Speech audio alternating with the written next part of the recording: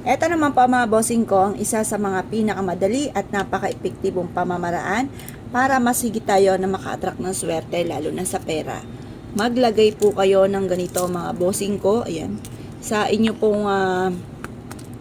pong bag mga bossing ko ng pouch ng asin or kaya sa plastic mga bossing. At ito po ay makakatulong upang sa ganon masigit kayo na maka-attract ng swerte. Para po mataboy nyo kaagad ang mga kamalasan at puro swerte ang darating bukod sa inyo pong sipag at tiyaga na numero 1 mga bossing. Lagyan nyo lamang po siya dito or kaya sa isang plastic, pwede na rin po yun. Tapos dalhin nyo po ito kahit saan kayo magtungo. Makaka-attract po ito ng swerte mga bossing. Para kahit anong gawin po ninyo mga bossing ko, ay laging aayon sa inyo ang tadhana dahil meron ka mga ganito mga pampaswerte. Mainam na meron tayong mga pantaboy na mga kamalasan kesa sa wala kang mga dala na kahit ano. Mainam po na meron kang kahit simple mga pamamaraan na kagaya po nito at ito po ay makakatulong upang sa ganon kung kayo ay may negosyo magkaroon ka lagi ng malaking benta. Ang asin mga bossing ko isa sa mga mabisang pang-cleansing ng kapaligiran. Kung kayo ay pupunta sa mga lugar na hindi nyo nakikita kung ano mga madadatnan nyo doon, mainam may dala kang ganito, maglagay ka sa inyo pong bag. Kapag po ito ay natunaw, ay itapon nyo lamang po yung plastic o yung ganito mga bossing.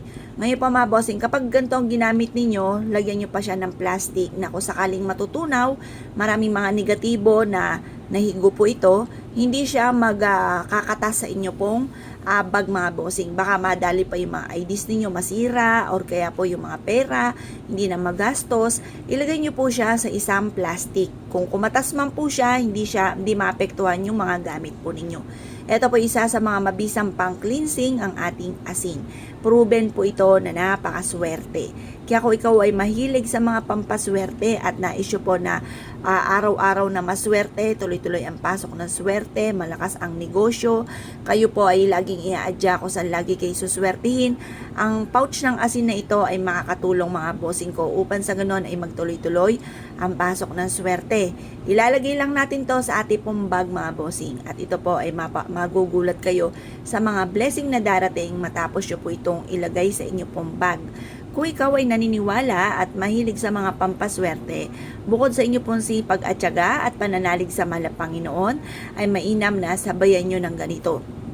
At ito pa mga bossing ko, mawiwili ka na gawin po ito kahit matunaw po yan dahil kung halimbawa sa mga unang linggo, mapapansin ninyo po yan na yung mga pinoproblema ninyo unti-unting nasusolusyonan or kaya po yung mga tina-target ninyo, halimbawa meron kayong negosyo na nagbabay and sell ka, nagkakaroon ng mga magagandang resulta or kung ano man po yung mga nirarakit ninyo, mananaya po kayo ay nakakatama, yung mga ganyan, napakatagal nyo nang tumataya pero hindi ka nakakatama.